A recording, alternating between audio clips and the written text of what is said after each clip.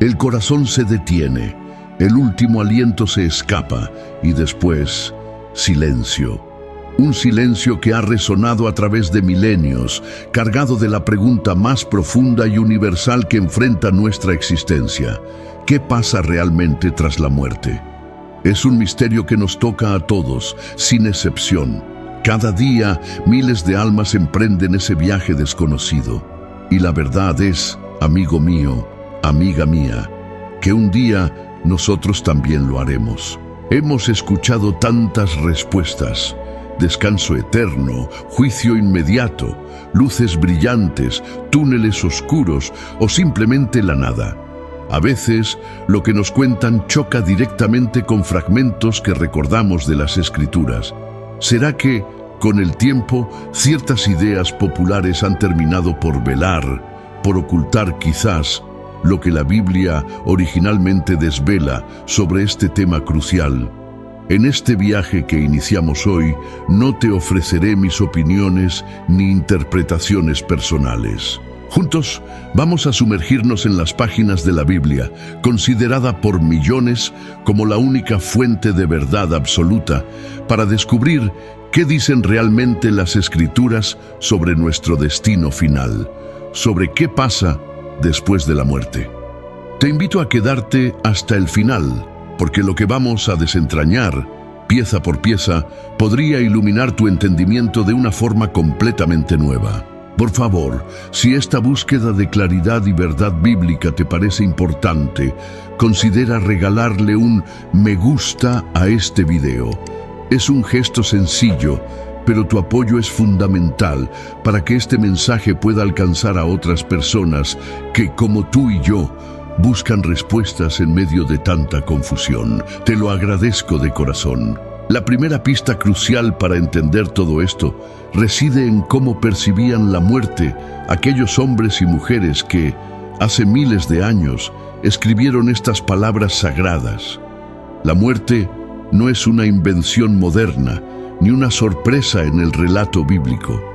Es presentada desde el principio como una consecuencia, una realidad ineludible para la humanidad. Según leemos en Génesis capítulo 3, versículo 19, tras la desobediencia se le dice al hombre: con el sudor de tu rostro comerás el pan hasta que vuelvas a la tierra, porque de ella fuiste tomado, pues polvo eres, y al polvo volverás. Esta declaración marca una condición fundamental. Nuestra existencia terrenal tiene un fin, y nuestro cuerpo regresa al elemento del que fue formado. Es el punto de partida innegable. Ahora, ¿a dónde iban los que morían según los escritores del Antiguo Testamento? Frecuentemente encontramos la mención del Sheol. No lo imaginemos como el infierno de fuego que a veces se pinta. En gran parte de estos textos antiguos, el Sheol era concebido como el destino común de todos los muertos, justos e injustos, un lugar subterráneo, de silencio, de sombras, una existencia disminuida. El salmista David clama en el Salmo capítulo 6, versículo 5, porque en la muerte no hay memoria de ti, en el Seol, ¿quién te alabará? Esto sugiere una ausencia de la conciencia activa y la comunión que caracterizan la vida. Esta idea de inconsciencia en la muerte se refuerza poderosamente en el libro de Eclesiastés. El sabio, conocido como el predicador, observa la vida con una honestidad a veces brutal. En Eclesiastés capítulo 9, versículo 5, afirma sin rodeos: porque los que viven saben que han de morir, pero los muertos nada saben, ni tienen más paga, porque su memoria es puesta en olvido. Escucha bien, amigo mío, amiga mía, los muertos nada saben. Esta es una declaración contundente que apunta a un estado de total inactividad mental y sensorial tras el último suspiro, un cese de la percepción y el conocimiento. Pero, ¿significa esto que el Antiguo Testamento era un libro sin esperanza más allá de la tumba? No exactamente. Aunque la visión predominante era la del Sheol silencioso, encontramos destellos, semillas de una esperanza futura. Job, en medio de su sufrimiento atroz, lanza una pregunta cargada de anhelo en Job, capítulo 14, versículos 14 y 15. Si el hombre muriere, ¿volverá a vivir? Todos los días de mi edad esperaré hasta que venga mi liberación. Entonces llamarás y yo te responderé. Tendrás afecto a la hechura de tus manos. Y siglos después, el profeta Daniel recibe una revelación mucho más explícita en Daniel capítulo 12, versículo 2. Y muchos de los que duermen en el polvo de la tierra serán despertados, unos para vida eterna y otros para vergüenza y confusión perpetua.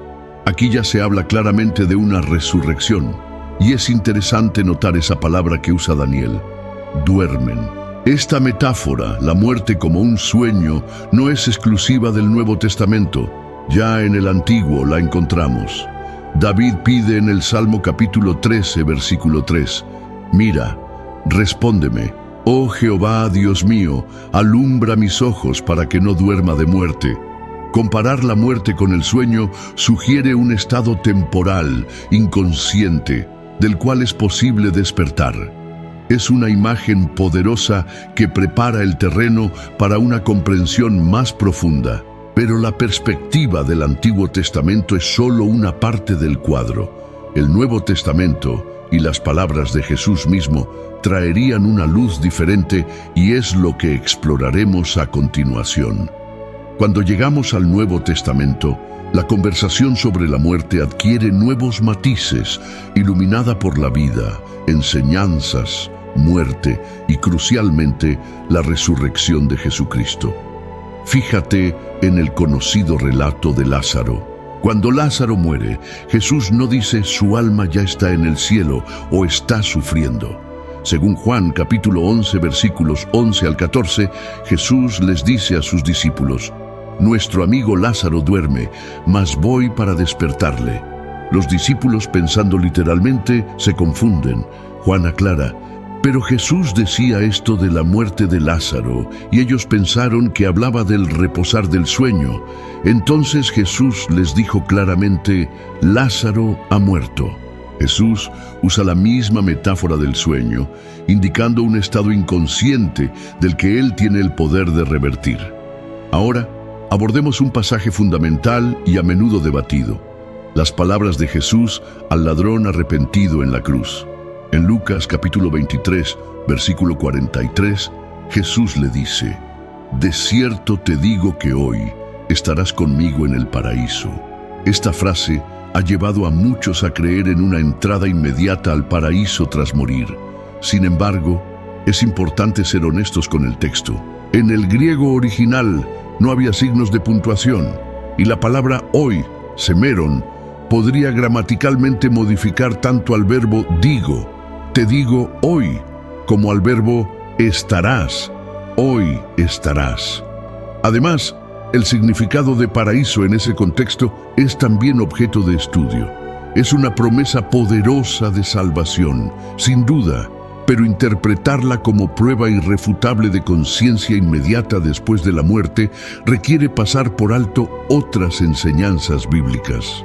Es un punto para reflexionar con cuidado. Otro relato que genera mucha discusión es la parábola del hombre rico y Lázaro, que encontramos en Lucas, capítulo 16, versículos 19 al 31. Vemos al Lázaro pobre llevado al seno de Abraham y al rico atormentado en el Hades con una conversación entre ellos. ¿Es esta una descripción literal de la geografía y el estado consciente del más allá inmediatamente después de morir? Muchos eruditos bíblicos, querido hermano, querida hermana, nos advierten que las parábolas de Jesús tienen un propósito principal: enseñar una verdad moral o espiritual profunda, en este caso, sobre el peligro de las riquezas, la falta de compasión y la importancia de creer en las Escrituras mientras estamos vivos. Usar los detalles de una parábola como un mapa doctrinal literal del estado intermedio puede ser arriesgado y contradecir otros pasajes más directos. El apóstol Pablo, cuyas cartas forman una gran parte del Nuevo Testamento, retoma consistentemente la metáfora del sueño para los creyentes que han muerto. En 1 Tesalonicenses capítulo 4, versículos 13 y 14, escribe para consolar a los creyentes de Tesalónica: «Tampoco queremos, hermanos, que ignoréis acerca de los que duermen, para que no os entristezcáis como los otros que no tienen esperanza. Porque si creemos que Jesús murió y resucitó, así también traerá Dios con Jesús a los que durmieron en él». Observa cómo conecta directamente el dormir con la esperanza futura traída por la resurrección de Jesús. Pero ¿qué hay de ese deseo intenso que Pablo expresa en Filipenses capítulo 1, versículo 23, donde dice: «Teniendo deseo de partir y estar con Cristo, lo cual es muchísimo mejor»? Algunos ven aquí una prueba de la conciencia inmediata con Cristo tras la muerte. Otros señalan que Pablo, en todo su contexto teológico, ancla su esperanza final en la resurrección corporal, en la segunda venida de Cristo, como veremos más adelante. Podría ser que, desde la perspectiva de Pablo, el período inconsciente de la muerte es como un instante, y lo siguiente que experimentaría sería estar con Cristo en la resurrección. Es una tensión en el texto que debemos reconocer sin forzar una única interpretación si el propio texto no la cierra del todo. Finalmente, el Nuevo Testamento también utiliza el término Hades, el equivalente griego del Sheol hebreo. Pedro, en su sermón de Pentecostés, registrado en Hechos capítulo 2, versículos 27 y 31, cita el Salmo 16 para argumentar la resurrección de Jesús. «Porque no dejarás mi alma en el Hades, ni permitirás que tu santo vea corrupción». Viéndolo antes, habló de la resurrección de Cristo, que su alma no fue dejada en el Hades, ni su carne vio corrupción. Aquí, Hades se presenta como el lugar temporal donde el alma, entendida como la persona, el ser de Jesús, estuvo entre su muerte y resurrección, pero del cual fue librado. Refuerza la idea de un estado intermedio antes de los eventos finales. Estas diferentes perspectivas y metáforas del Nuevo Testamento, especialmente la del sueño, nos preparan el camino para entender la esperanza fundamental que presenta la Biblia frente a la muerte. Pero antes de llegar a esa revelación central, que es verdaderamente transformadora, debemos abordar directamente algunas creencias muy extendidas que a menudo se mezclan con estas enseñanzas bíblicas, y ahí es donde las cosas se ponen aún más interesantes. Capítulo 3. Entre la tradición y la escritura. Desenredando creencias populares.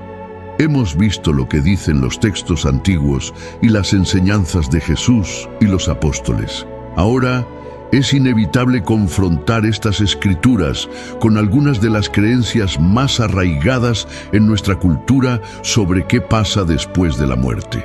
Una muy común es la idea de que, al instante de morir, cada persona va directamente a un cielo consciente de felicidad o a un infierno de tormento eterno. Si bien es una imagen poderosa, se sostiene firmemente al examinar pasajes como el de Juan, capítulo 5, versículos 28 y 29, donde Jesús habla de una hora futura en que todos los que están en los sepulcros oirán su voz y saldrán a resurrección, unos para vida y otros para condenación. Esto parece indicar un evento futuro colectivo, más que un destino individual inmediato y final al momento de la muerte. Otra creencia significativa, especialmente dentro de la tradición católica, es la del purgatorio, un estado intermedio de purificación para aquellos que mueren en gracia de Dios, pero necesitan limpieza antes de entrar al cielo.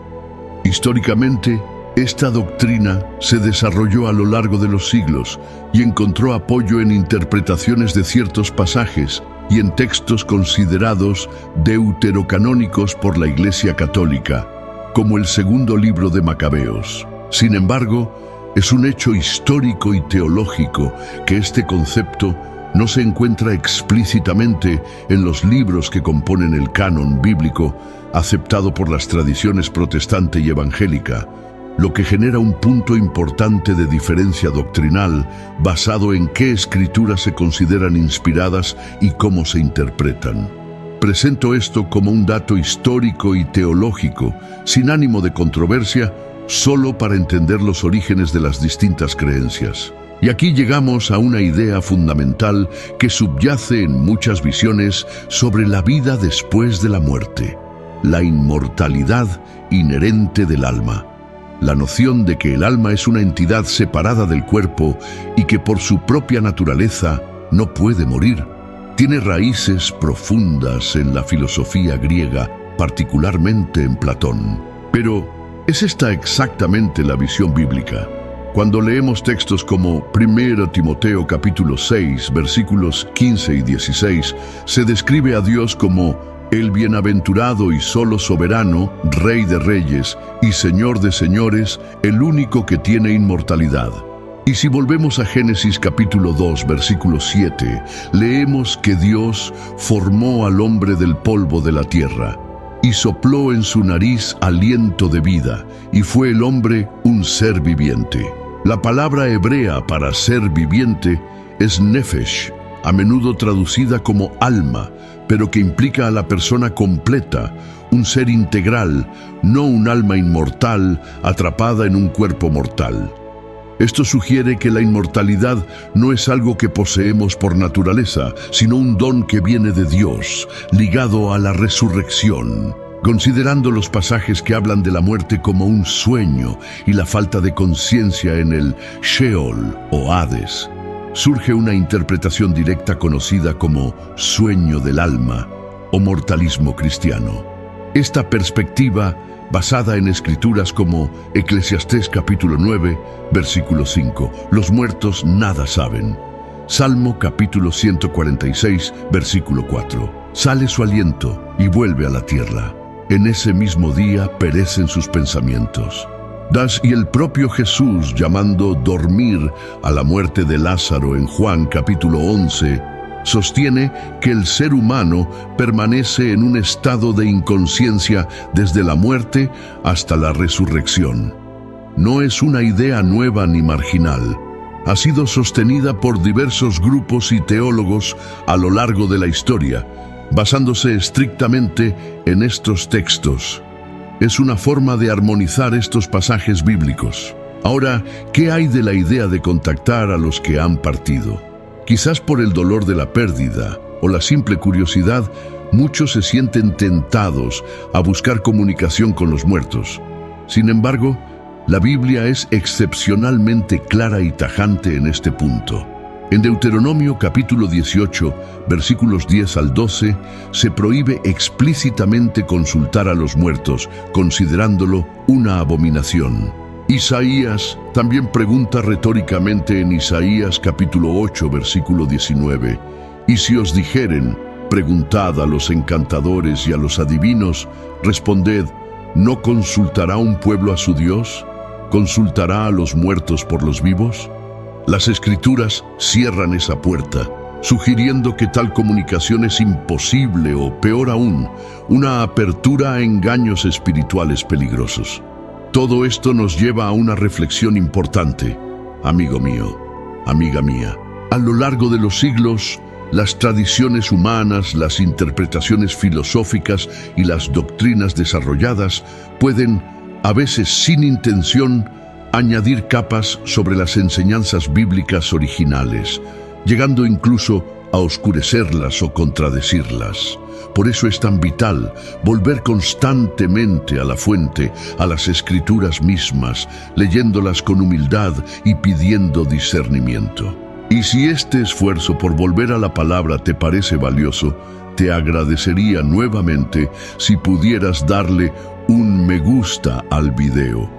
Realmente ayuda a compartir esta reflexión. Hemos navegado por diversas interpretaciones y textos desafiantes. Ahora, estamos listos para enfocarnos en el elemento central, la piedra angular de la esperanza cristiana frente a la oscuridad de la muerte, un aspecto que la Biblia resalta con una fuerza inconfundible por encima de todos los demás. Y aquí está el corazón del asunto, la revelación que a menudo queda opacada por los debates sobre el estado intermedio, la resurrección.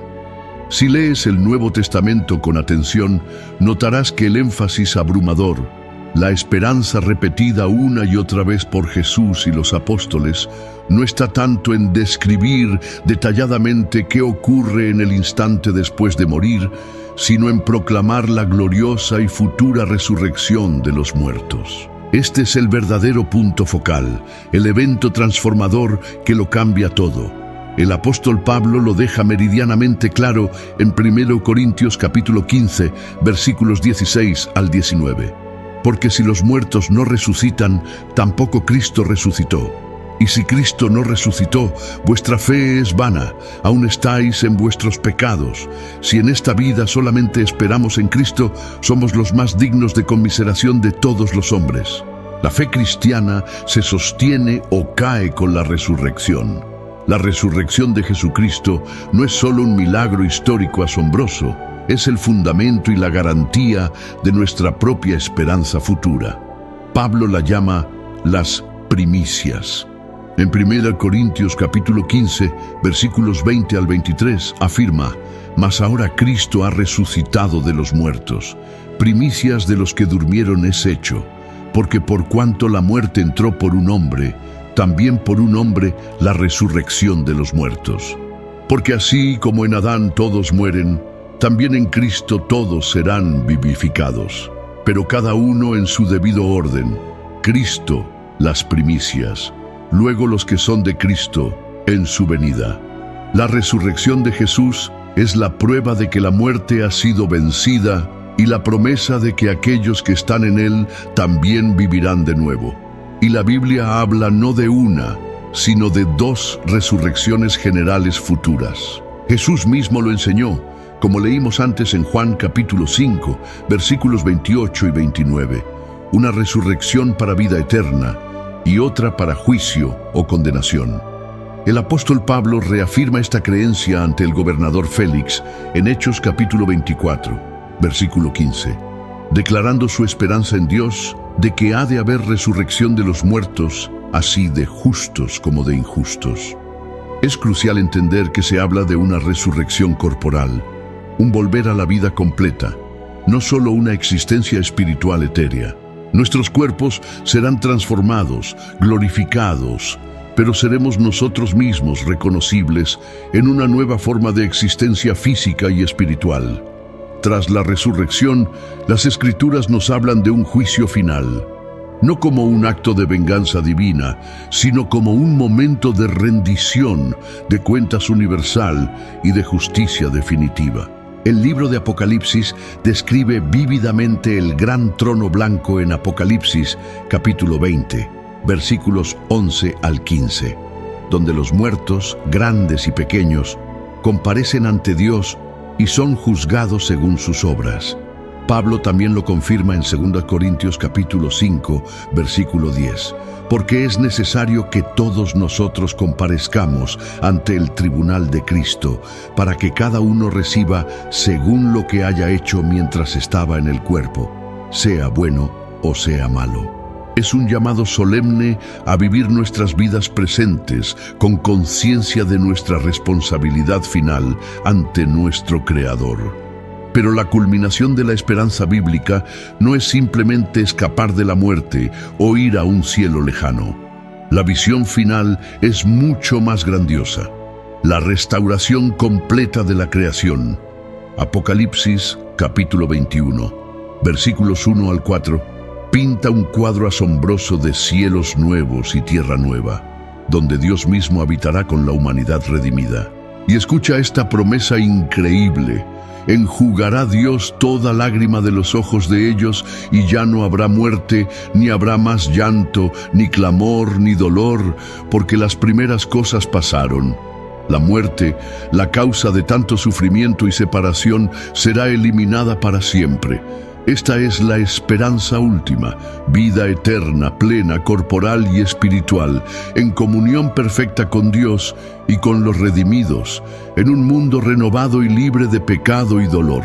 Así que, al final de este recorrido, vemos que si bien hay preguntas sobre el estado exacto entre la muerte y la resurrección, la respuesta más fuerte y clara que la Biblia ofrece a la pregunta ¿qué pasa tras la muerte? Es hay una resurrección venidera, una esperanza firme anclada en la victoria de Cristo sobre la tumba, una promesa de vida restaurada y eterna en la presencia de Dios. Te animo sinceramente, querido amigo, querida amiga, a tomar estos pasajes, a meditar en ellos, a pedirle a Dios sabiduría y a permitir que sea su palabra la que moldee tu entendimiento y llene tu corazón de esta esperanza gloriosa, más allá de cualquier tradición o temor. ¿Qué piensas tú después de explorar estos pasajes? ¿Qué aspecto resonó más contigo? Me encantaría leer tu reflexión respetuosa en los comentarios. Compartir nuestras perspectivas nos enriquece a todos. Y si este viaje a través de las Escrituras te ha resultado valioso, por favor, considera mostrar tu apoyo con un me gusta, suscribiéndote al canal para no perderte futuros estudios como este y compartiendo este video con alguien a quien creas que podría bendecir. Tu ayuda es esencial para seguir difundiendo estas verdades. Ahora, una pregunta que surge naturalmente después de considerar nuestro destino eterno es, ¿importa lo que hacemos con nuestro cuerpo físico una vez que la vida se ha ido? Hay mucha confusión sobre prácticas como la cremación. ¿Tiene la Biblia algo que decir al respecto? ¿Podría una decisión así afectar el destino de nuestros seres queridos?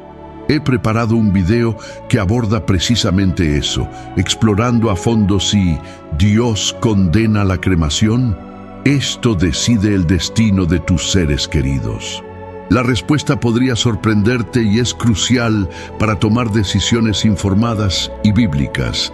Haz clic en el video que aparece ahora en tu pantalla para descubrirlo.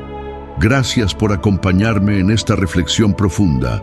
Que la paz de Dios, que sobrepasa todo entendimiento, guarde tu corazón y tus pensamientos en Cristo Jesús.